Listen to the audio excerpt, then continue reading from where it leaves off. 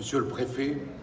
secrétaire général de la préfecture, que je veux remercier tout particulièrement pour sa fidélité,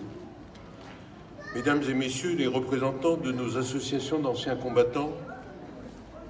messieurs les porte-drapeaux, je répète à chaque manifestation toujours aussi fidèles, mesdames et messieurs les responsables et les militants d'associations villeneuvoises, mesdames et messieurs les membres des conseils de quartier, du conseil des jeunes et du conseil des aînés, ceux qui sont présents et ceux qui le sont par le cœur, mesdames et messieurs les représentants des corps constitués de l'État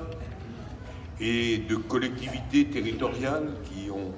répondu à mon invitation, monsieur le représentant de l'Ordre de la Légion d'honneur et madame la représentante de l'Ordre national du mérite, mesdames et messieurs les membres de nos forces de sécurité intérieure et extérieure dont on mesure plus que jamais en 2025, en France et en Europe, l'impérieuse nécessité qu'il y a de les renforcer sans tarder, et ce, comme disait l'autre, quoi qu'il en coûte. Mesdames et messieurs les élus municipaux de Villeneuve-d'Ascq, conseillers de la MEL, du conseil départemental et du conseil régional, mesdames et messieurs, mes chers concitoyens, je veux en ce matin du 27 avril 2025, 80 ans après l'ouverture des camps de concentration d'Auschwitz le 24 janvier 1945 et de Dachau le 29 avril 1945, le répéter une nouvelle fois, la dernière sans doute en tant que maire.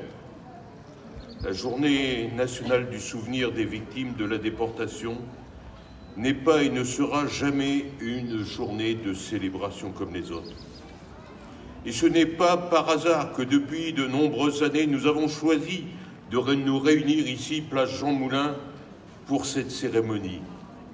Car dans l'histoire, Jean Moulin personnifie et incarne la résistance, aux côtés, bien sûr, de beaucoup d'autres résistants connus ou anonymes. C'est pourquoi, ici, sur la place qui porte son nom, nous rappelons, une fois encore, en ce 27 février 2025, que les femmes, les hommes et les enfants à qui nous rendons hommage par notre rassemblement ont toutes et tous leur nom gravé dans notre histoire, dans notre mémoire et bien sûr dans nos cœurs. Qu'ils aient été déportés parce que résistants en armes, déportés pour le fait d'être nés juifs, agents d'un réseau, militants d'une cause ou d'un parti politique porteur de messages ou simplement, si je puis dire, déclarés coupables parce que désignés par des pouvoirs abjects comme différents et donc indignes de vivre, ils furent les victimes du nazisme,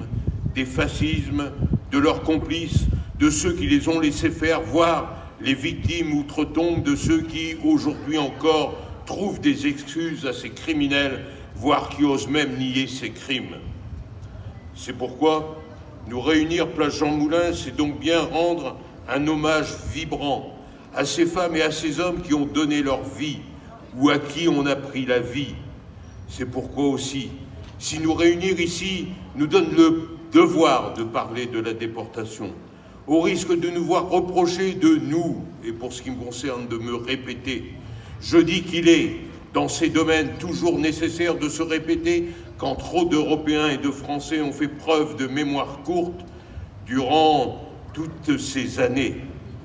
jusqu'à ce que, en 2022, un dictateur russe, en envahissant l'Ukraine, ne nous rappelle son désir profond d'ex-bolchevique de briser et de soumettre l'Europe avec toutes les complicités que l'on sait et que l'on connaît, y compris chez nous.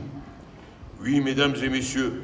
il faut répéter que les camps de concentration et leurs millions de morts ne sont ni de simples dérapages, ni les détails de l'histoire chers à M. Le Pen, ni même des faits de guerre, mais la conséquence mécanique et criminelle d'idées de haine, des discours nazis et des discours fascistes qu'on entend aujourd'hui encore dans un nombre croissant de discours, dans des dictatures bien sûr, mais pas que, en Europe bien sûr, mais pas que. En ce 27 avril 2025, je le redis, s'il y avait aujourd'hui une chance qu'un jeune ou qu'un moins jeune de plus entende ce message, il nous faudrait le relancer. C'est une question de survie dans notre monde en cette fin de premier quart du XXIe siècle. Il faut en effet sans relâche répéter que cette célébration n'est pas uniquement tournée vers l'histoire, mais bien vers notre présent, vers notre avenir et vers celui de nos enfants. Il faut sans relâche répéter que la dénonciation du fascisme et du nazisme, de leurs acteurs et de leurs complices, n'a de sens que si elle s'accompagne d'un combat acharné de chaque instant contre les formes actuelles de résurgence de ces idéologies, y compris dans nos démocraties. Il faut redire que la première fidélité à la mémoire de ceux à qui nous rendons hommage consiste à continuer leur combat. Il faut le faire avec vigilance, avec détermination pour qu'il ne soit pas un jour à nouveau trop tard. En espérant en ce 27 avril 2025 qu'il ne soit pas déjà trop tard. Certains, je le répète chaque année, ne l'ont peut-être pas oublié, il fut des démocrates avant 1940 qui considéraient qu'il ne fallait pas, à propos du fascisme ou du nazisme, crier au loup, tandis que d'autres n'hésitaient pas à considérer que M. Hitler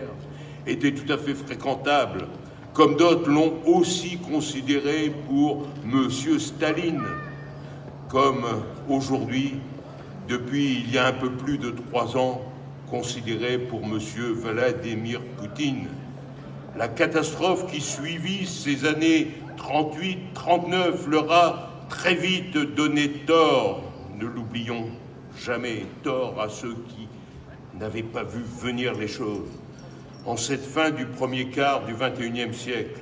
alors que la guerre a repris en Europe avec l'invasion de l'Ukraine par Poutine et ses troupes, ne tombons pas à nouveau dans ce piège et disons-le à nouveau à ceux qui ne s'en rendent pas compte ou même, malheureusement, et c'est vrai, l'acceptent. L'Europe doit se préparer au pire car c'est le seul moyen d'éviter ce pire. Mesdames et messieurs, Lucie Aubrac elle a son nom sur notre monument aux côtés de son mari, a eu un jour une expression qui est en 2025, en Ukraine, en Europe, au Moyen-Orient, ailleurs dans le monde, et un peu chez nous, aussi toujours davantage d'actualité cette citation, le verbe résister doit toujours se conjuguer au présent. C'est pourquoi, mes chers concitoyens, je vous remercie d'avoir, par votre présence, permis aujourd'hui, place Jean Moulin, en ce 27 avril 2025, de rappeler à tous,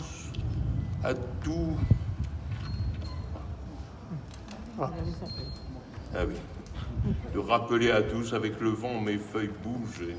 et comme on ne m'a pas marqué les pages, ça peut arriver, de rappeler à tous un moment odieux de notre histoire, qu'on ne doit jamais laisser s'effacer.